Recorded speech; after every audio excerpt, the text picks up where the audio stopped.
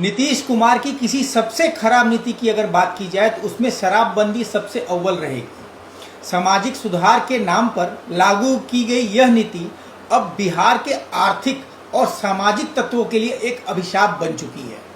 शराबबंदी होने से सरकार को जो हजारों करोड़ रुपए का राजस्व का नुकसान हुआ, लेकिन इसमें सबसे बड़ा नुकसान यह हुआ कि बिहार की जो युवा पीढ़ी है वो अपराध और तस्करों की राह पर चल पड़ी है। कहने को तो शराबबंदी है, लेकिन यह हकीकत है कि बिहार में सबसे ज़्यादा पैसा खर्चने पर शराब की होम डिलीवरी भी होती है। साइकिल की पंचर की दुकानें हो या जनरल स्टोर की किराना की दुकानें, हर कोई शराब डिलीवरी में, होम डिलीवरी के लिए ज़रा सा पैसा खर्च करिए, आपके घर पे पहुंच जाएगी। इसमें कोई बात नहीं है। जिन परिवार को इस नीति से सुधार की उम्मीद थी, वही अब अपने युवाओं, जो उनके युवा बेटे हैं या युवा उनके हैं, जेल और पुलिस की पकड़ में फंसता हुआ देख रहे हैं। शराबबंदी ने न सिर्फ अपराध बढ़ाया, बल्कि बिहार के पड़ोसी बॉर्डर जिलों में, जो कि बनारस, चंदौली जो आते हैं, जिलों में भी भ्रष्टाचार को एक बहुत बड़ा पंख दिया।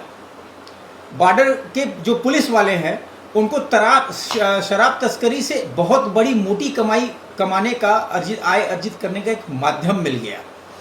कहा जाता है, ठीक है,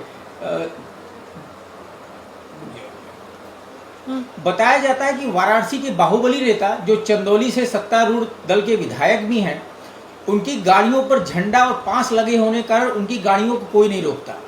यही गाड़ियां चंदौली बॉर्डर से बिहार के सीमावर्ती इलाकों तक शराब की बड़ी खेप पहुंचाती है। और यह धंधा इतना बड़ा है कि इसके सिर्फ एक रूट से आने जाने से लगभग 50 लाख रुपए तक की रोज की कमाई होती है।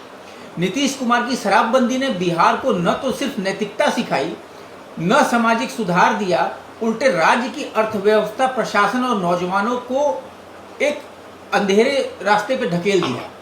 आज यह स्थिति है कि शराब तस्करी के नाम पर किसी को भी फंसाया जा सकता है, जबकि असली कारोबारी तो सत्तारूढ़ के दल के नेता लोग हैं। नीतीश की यह नीति बिहार के हित से ज्यादा अहित की तरफ चली गई। राजस्व को हानि हुई अलग, युवा पीढ़ी अपराध में चली गई और कानून के नाम पर जनता को सिर्फ प्रताड़ित किया जा गया। शराबबंदी आज बिहार के लिए सुधार नहीं है, बल्कि यह शराब राज की नई परिभाषा बन चुकी है। सरकार को जो आए हर समय शराबबंदी के नफे नुकसान का अध्ययन करके उसको बताती है, लेकिन इससे कोई फायदा नहीं है। सिर्फ और सिर्फ राजस्व की हानि हो रही है बिहार की, और इसमें सत्तारूढ़ के दल के नेता अपना संलिप्त करके और पुलिस जो अधिकारी हैं अपना मोटी कमाई करके जेब भर रहे हैं। धन्यवाद।